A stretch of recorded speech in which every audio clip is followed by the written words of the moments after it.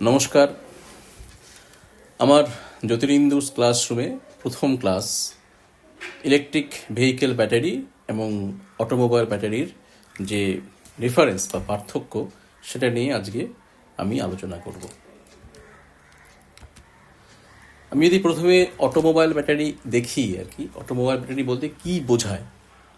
Automobile battery হচ্ছে যেটা fossil fuel based গাড়ি যেগুলো আছে, মানে পেট্রোল ডিজেল গাড়ি যেগুলো আছে, যাতে ইন্টারনাল কম্বাশন ইঞ্জিন ব্যবহার হয়, সেখানে যে ব্যাটারিটা ব্যবহার হয় টু স্টার্ট দ্য ইঞ্জিন, সেই ব্যাটারিকে বলে অটোমোবাইল ব্যাটারি। তো এখানে যে ব্যাটারিটা ইউজ হয়, সেই ব্যাটারিটা ইঞ্জিনটা স্টার্ট করার জন্য, ইঞ্জিন স্টার্ট করতে সময় লাগে 3 থেকে 5 সেকেন্ড, খুব অল্প সময়ের জন্য।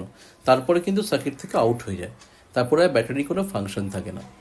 আমরা যদি এই স্টার্টিং সার্কিটটা দেখি, এই ব্যাটারির পজিটিভ টার্মিনাল থেকে একটা তার আসছে, এটা ইগনিশন সুইচ, এটা অন করি আমরা, এটা গাড়ির চাবি বলি আমরা।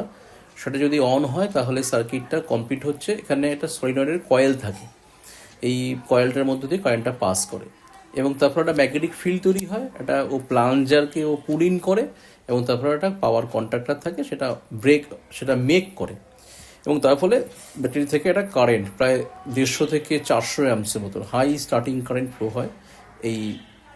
এখান দিয়ে ফ্লো হয়ে এটা আসে এবং এটা শর্ট করা থাকে, এটা কয়েলটা, এই পাওয়ার কন্ট্রাক্টর। তার ফলে এই স্টার্টার মোটর, যেটা ডিসি সিরিজ মোটরতে কারেন্টটা পাস হয় এবং তার ফলে মোটরটা স্টার্ট হয়। মোটরের সাথে গিয়ার অ্যারেঞ্জমেন্ট করা থাকে ইঞ্জিনের ক্র্যাঙ্কিং সিস্টেমের, তারপরে ইঞ্জিন স্টার্ট হয়ে যায়। ইঞ্জিন স্টার্ট হওয়ার পরে একটা সার্টেন স্পিড নিলে এই সুইচটা রিলিজ হয়ে যায় এবং তার ফলে এই সলিনয়েড কয়েলটা ডি এনার্জাইজ হয়ে যায় এবং পাওয়ার কন্ট্রাক্টরটা ব্রেক হয়ে যায় এবং ডিসি মোটর অফ হয়ে যায় এবং ব্যাটারিও সার্কিট থেকে আউট হয়ে যায়। তাহলে অটোমোবাইল ব্যাটারি 3 থেকে 5 সেকেন্ডের জন্য during starting time of engine সার্কিটে থাকে, তারপরে আর এটাকে ইউজ হয় না। তার ফলে অটোমোবাইল ব্যাটারি জেনারেলি পাওয়ার ইন্টেন্সিভ হয়, এনার্জি ইন্টেন্সিভ হয় না।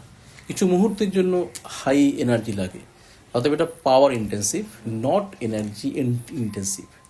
উল্টো দিকে যদি আমি ইভি ব্যাটারি দেখি, ইলেকট্রিক ভেহিকেল ব্যাটারি, সেখানে দেখব যে সেখানে কিন্তু আমরা ইঞ্জিন ব্যবহার করি না, সেখানে আমরা ইন্ডাকশন মোটর ব্যবহার করি, যেটা গাড়িটাকে মুভ করায়।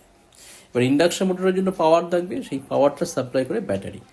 এই ব্যাটারিটা ডিসি সাপ্লাই করে, ডিসি থেকে ইনভার্টারের থ্রু দিয়ে এসি জেনারেট হয়, এসি ভোল্টেজ থেকে ইন্ডাকশন মোটরটা বা এসি পাওয়ার থেকে ইন্ডাকশন মোটর রান করে।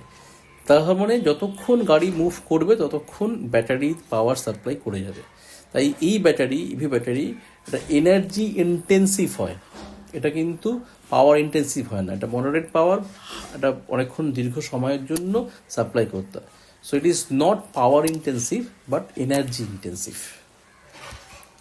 আমরা যদি এবার টেকনিক্যাল প্যারামিটারগুলো দেখি, আমরা দেখব যে এম ব্যাটারি লেড অ্যাসিড দিয়ে তৈরি হয় আর ইভি ব্যাটারি লিথিয়াম আয়ন দিয়ে তৈরি হয়।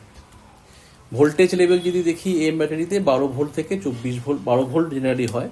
আর হাই যেটা হেভি ভেহিকল হয়, ভারী যে ভেহিকলগুলো হয়, তার 24 ভোল্টের ব্যাটারি থাকে। কিন্তু ইভি ব্যাটারিতে কিন্তু ভোল্টেজটা থাকে হচ্ছে 300 থেকে 800 ভোল্টের মতন। যদি আমরা অ্যাম্পিয়ার আওয়ার দেখি, তাহলে এটা 40 to 70 অ্যাম্পিয়ার আওয়ার হয় এম ব্যাটারিতে, আর ইভি ব্যাটারিতে সেটা 70 to 200 অ্যাম্পিয়ার আওয়ার হয়। অর্থাৎ যেহেতু ইভি ব্যাটারির এনার্জি স্টোরেজ ক্যাপাসিটি অনেক হাই, তারপর তার ভোল্টেজ এবং অ্যাম্পিয়ার আওয়ার দুটোই অনেক হাই হয়। অটোমোবাইল ব্যাটারির যদি অ্যাভারেজ এনার্জি স্টোরেজ ক্যাপাসিটি দেখি, তাহলে দেখবো সেটা 0.6 কিলোওয়াট আওয়ার হয়, কিন্তু সেখানে ইভি ব্যাটারিতে সেটা 60 কিলোওয়াট আওয়ার হয়। প্রায় 100 times more energy storage capacity থাকে ইভি ব্যাটারিতে, এবং কারণটা আমি অলরেডি এক্সপ্লেন করেছি। আমার চ্যানেল যদি আপনাদের পছন্দ হয় তবে লাইক করুন, শেয়ার করুন, সাবস্ক্রাইব করুন। নমস্কার।